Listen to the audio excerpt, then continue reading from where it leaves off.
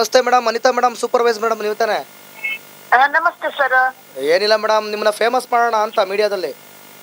ಅಯ್ಯೋ ಬೇಡ ಸರ್. ಹಂಗಲ್ಲ ಮೇಡಮ್, ನೀವು ಇನ್ನೊಬ್ರು ಫೇಮಸ್ ಆಗ್ತೀರಾ ಅಂತ ಕೇಳಿದಿರಲ್ಲ, ಅದಕ್ಕೆ ಕೇಳ್ತಾ ಇದೀವಿ. ಗೌರಿ ನಾಯ್ಕ ಅವರಿಗೆ ಏನು ಫೇಮಸ್ ಆಗಕ್ ಮಾಡ್ತಿದ್ದೀರಾ ನೀವು ಹಿಂಗೆ ಅಂತ ಕೇಳಿದ್ರಂತಲ್ಲ ಮೇಡಮ್ ನೆನ್ನೆ ಬಂದು ನೀವು?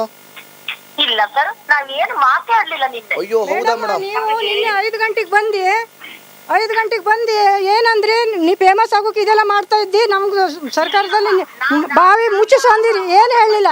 ನೀವು ಒಂದು 4-5 ಜನ ಬಂದು 5 ಗಂಟೆಗೆ ಇದು ಹೇಳೋಗಿರಿ ನೀವು, ನಾವು ಬಾವಿ ಮುಚ್ಚಿಸಿದ್ರು ನೀವು ತೆಗಿತೀರಾ? ಆಯ್ತು ಅನಿತಾ ಮೇಡಮ್, ನಾನು ರಿಪಬ್ಲಿಕ್ ಕನ್ನಡ ಆಂಕರ್ ಮಾತಾಡ್ತಾ ಇದೀನಿ, ಅಶ್ವದೇವೇತ್.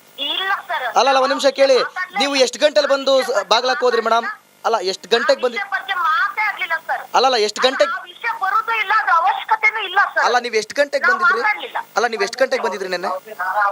ನಿನ್ನೆ ಸುಮಾರು 5 ಗಂಟೆ ಮೇಲೆ ಆಗಿತ್ತು. ಅಲ್ಲ ನೀವು ಕೊನೆದಾಗಿ ಬೀಗ ಹಾಕಿದ್ಯಾ ಎಷ್ಟು ಗಂಟೆಗೆ? ಅದು ಸಂಜೆ ಸರ್. ಅಂದ್ರೆ ಅದೇ ಎಷ್ಟು ಗಂಟೆಗೆ? ಸುಮಾರು ಬೀಗ ಹಾಕಿದ್ದು ಎಷ್ಟು ಗಂಟೆಗೆ? ಸುಶೀಲ್ 6:15 ಆಗಿತ್ತ. ಅಲ್ಲ ನಿಮ್ ಡ್ಯೂಟಿ ಟೈಮಿಂಗ್ ಮೇಡಮ್ ಅದು? ಕತ್ಲೆ ಆಗಿತ್ತು ರೀ. ಅದೇ ಕತ್ಲೆ ಆಗಿತ್ತಾ? ನಿಮ್ ಡ್ಯೂಟಿ ಟೈಮಿಂಗ್ ಮೇಡಮ್ ಅದು? ಹಂಗಲ್ಲ ಸರ್, ನಿಮ್ ಡ್ಯೂಟಿ ಟೈಮಿಂಗ್ ಅಲ್ವಾ? ಇದ್ದಾಗ ನಾನ್ ತಹಶೀಲ್ದಾರ್ಗೂ ಕೂಡ ಫೋನ್ ಮಾಡಿದ್ದೀನಿ ಮೇಡಮ್. ನಿಮ್ ಡ್ಯೂಟಿ ಟೈಮಿಂಗ್ ಹೌದಾ ಅಲ್ವಾ ಅದು?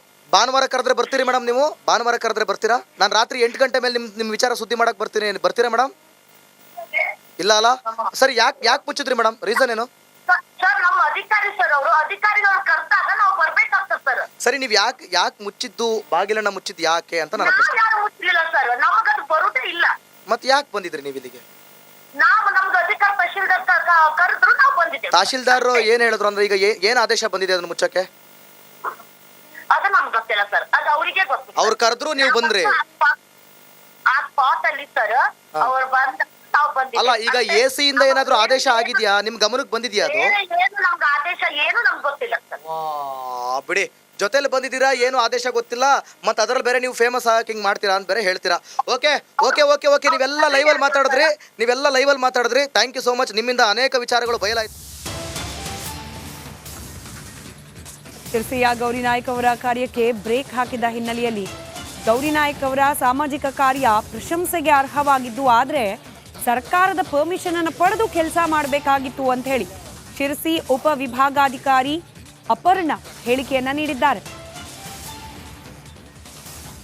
ಸೊ ಗಣೇಶ್ ನಗರ ಅಂಗನವಾಡಿ ನಂಬರ್ 6 ಅಲ್ಲಿ ಗೌರಿ ನಾಯ್ಕ ಅವರು ಸ್ವಲ್ಪ ದಿನದಿಂದ ಓಪನ್ ವೆಲ್ನ ಬಂದು ಅವರು ಎಫರ್ಟ್ಸ್ ಹಾಕಿ ಮಾಡ್ತಾ ಇದ್ದಾರೆ.